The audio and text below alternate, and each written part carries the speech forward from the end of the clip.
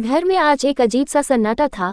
हर कोई किसी अनजाने डर में था क्योंकि आज राध्या को पार्टी की नई अध्यक्ष घोषित किया गया था और यह खबर सुनते ही हवेली की दीवारें तक कांप गईं। दादी की आंखों में गुस्से की ज्वाला थी। उन्होंने सबके सामने कहा, इस घर की औरतें राजनीति नहीं करती, वो बस घर संभालती हैं। लेकिन राध्या ने बिना झुके जवाब दिया, अगर घर बचाना और समाज बचाना एक साथ मुमकिन है तो मैं दोनों करूंगी दादी। पूरा कमरा स्तब्ध था। तभी दादी ने अपने बेटे यानी प्रथम का नाम लिया। और तेरे पति का क्या, जिसे तेरे फैसलों की कीमत जेल में चुकानी पड़ी। तभी दरवाजे पर दस्तक हुई। सबकी नजरें उधर गईं और वहां खड़ा था प्रथम, कमजोर लेकिन आत्मविश्वास से भरा। उसके चेहरे पर वो सुकून था जो सिर्फ सच्चे इंसाफ के बाद आता है। दादी ने तुरंत तंज कसते हुए कहा, देख लिया राध्या, तेरे फैसलों ने इस घर के मर्दों को क्या बना दिया। पर इस बार प्रथम ने अपनी दादी को बीच में ही रोक दिया।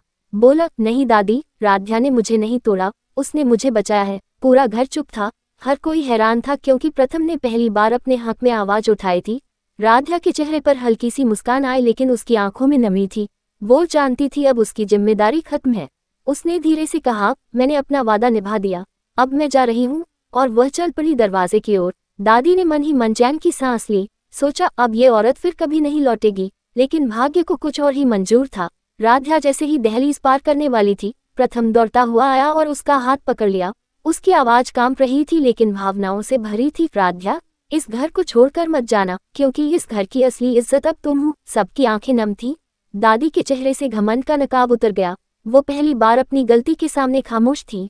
राध्या की आंखों से आंसू बह निकले। उसने कहा, अगर आज आपने मुझे रोका है प्रथम, तो शायद ये मेरी जीत नहीं, हमारे रिश्ते की जीत है। और कैमरा धीरे धीरे पीछे जाता है। पूरा परिवार एक साथ खड़ा दिखता है।